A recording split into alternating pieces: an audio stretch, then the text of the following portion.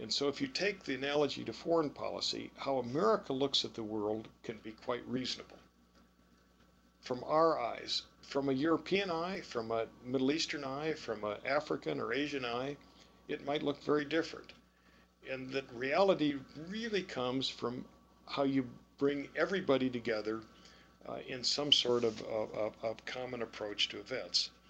Well, anyway, let me just conclude. The world is seeking respect. It's seeking mutuality of judgment, and it's seeking concerns for abstract concepts like justice, the common good. And these are not concepts you're hearing about in American politics today. And so if I were to ask any of you to go to hear some of these candidates and ask them where they stand in the abstractions, and where they stand in bringing the world together, because we're not going to have a prosperous or a peaceful America unless the world comes together in much more common ways than we currently are. Well, let me just conclude with that and say I'd be happy to answer any questions you might have. Thank you.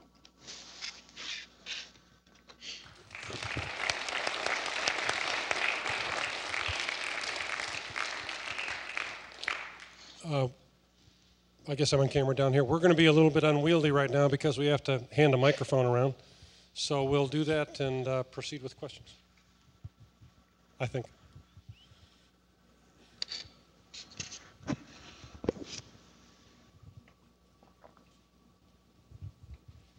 Okay. Let them know where they are. Okay. Oh, right here.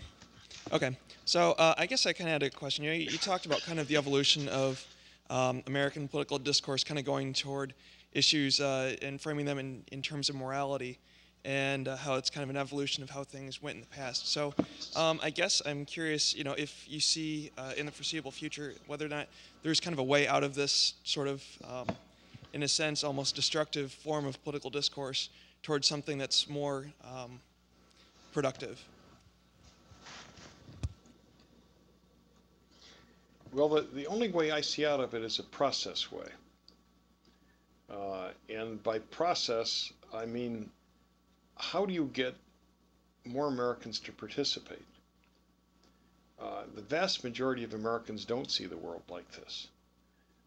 But if one leaves the primary process up to people who do, your politics are going to be like this. And so my only advice is to participate. And also to recognize that those people that do see politics out of a moral eye have to be respected, because people who participate, you want to tip your hat to. But if you disagree with them, the way to be most respectful is to compete. And competition is the American way, and that means participate. And so it's a little bit like sports. I mean, you have a rival high school, and they are, in a way, your adversary, but one is very foolish to make them into an enemy. They're adversaries that you want to compete with and respect. And one of the advantages, or one of the differences, is that in sports there are rules to govern things. I mean, you've got a referee that throws a flag.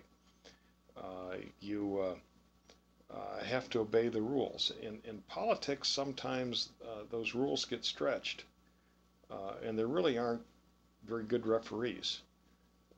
And so one of the challenges is to make the American people into a referee, and if you don't like what you see, throw a red flag and go for the candidates that are expressing things in little different ways.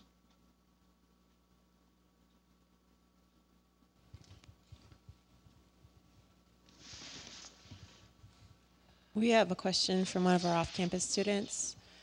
He asks, do you have any suggestions on reforming the U.S. system of checks and balances? And he's essentially asking, at what point do we recognize failure in effective decision-making? Well, it is an interesting phenomenon. We do have three branches of government at the federal level.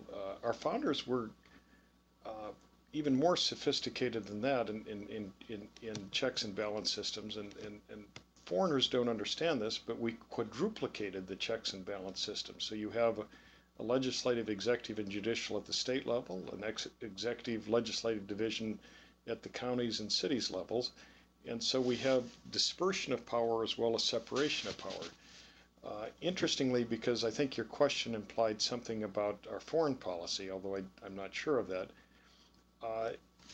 the courts have stepped in a remarkable way. One, they've given the executive a lot of time discretion, but they have absolutely refused to accept the executive's judgment on certain things when it comes to incarceration of alleged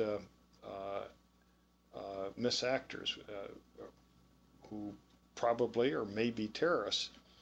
And so the courts are saying you've got to have better process controls.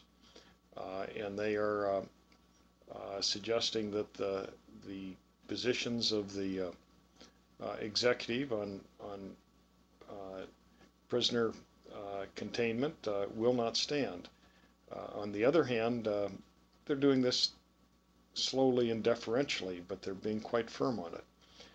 From the legislature's perspective, you sense that there is a desire for significant change, but not a desire to be held accountable for that change. And so you have a legislature that's rhetorically moved quite far from the executive, but in point of fact, not far at all. And then you have candidates that are equally complicit with the executive on decisions to go to war, and many of whom are not far off from the executive in how they might conduct the war after the election, if elected. And so it's a very interesting phenomenon to observe. Mr. Leach, thanks a lot for your talk tonight. Just curious what your thoughts are on the state of the war currently and how the U.S. should move forward at this stage in the game. Well, let me say in retrospect, and as one who voted against the initial authorization to use force, I am more and more of a view that decision looks close to a black and white one. At the time, I thought it was somewhat close, but with each passing day, I think it's less close. The more difficult decision is how we go from here, because as everybody knows, once you've broken the egg, you have some responsibility for putting it back together. But if you take that to an extreme, we could be bogged down in Iraq for incredibly long periods of time. And here it's always difficult to make judgments by analogy, but I want to make one analogous or tell an analogous story, and you can draw your own judgment from how I feel for this circumstance. In the mid-90s, the United States kept a noticeable force in Saudi Arabia after the Gulf War. And during the Gulf War, the Saudi government and the Saudi people embraced the presence of United States forces when Iraq had invaded Kuwait. But after the Gulf War, they acceded to our desire to keep troops in Saudi Arabia at a governmental level, but the public didn't like it. And a man named Osama bin Laden in the mid-90s wrote a letter to the king of Saudi Arabia and said as long as America maintained a troop presence in the land of Mecca, he would attack American assets. And one of the interesting phenomena is, if we had taken our troops out of Saudi Arabia, as we did in the early Bush administration, it is conceivable 9/11 wouldn't have occurred. And nobody knows, that's a conjectural circumstance, but the majority of attackers were from Saudi Arabia, of the 19.